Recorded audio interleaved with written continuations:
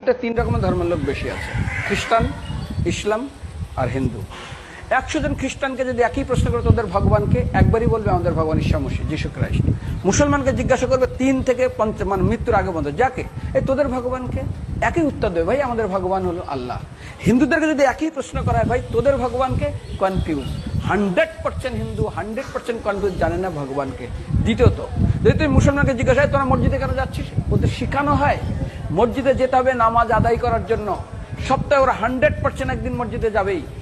তুমি যদি খ্রিস্টানদের জিজ্ঞাসা করো তোমরা কেন কোথায় যাবে, কোথায় যাও না, আমাদেরকে একদিন তারা চার্চে যাবে। কেন? ঈশ্বরে প্রার্থনা করার জন্য। ওদের শেখানো হয় জন্মের থেকে, এটা সংস্কার।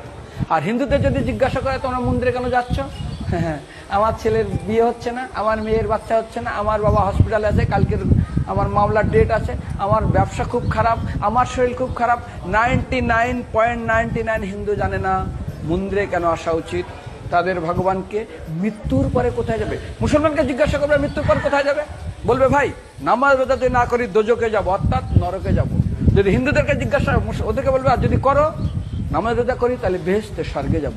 যদি খ্রিস্টানদেরকে জিজ্ঞাসা করো, এই তোমরা যদি আমরা ঈশ্বর আরাধনা করি হেল অর্থাৎ নরকে যাব।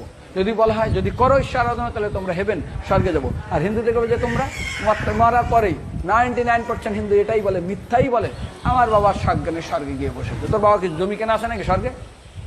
তোর বাবা জমি কেনা আছে যে তোর বাবা মরার পরে স্বর্গে গেছে হোয়াটসঅ্যাপ করে দেখি এই যে অ্যাটাচ বাথরুম টয়লেট আমি একদম ভালোভাবে পৌঁছে গেছে, তোর বাবা স্বর্গে গেছে জানিস তুই?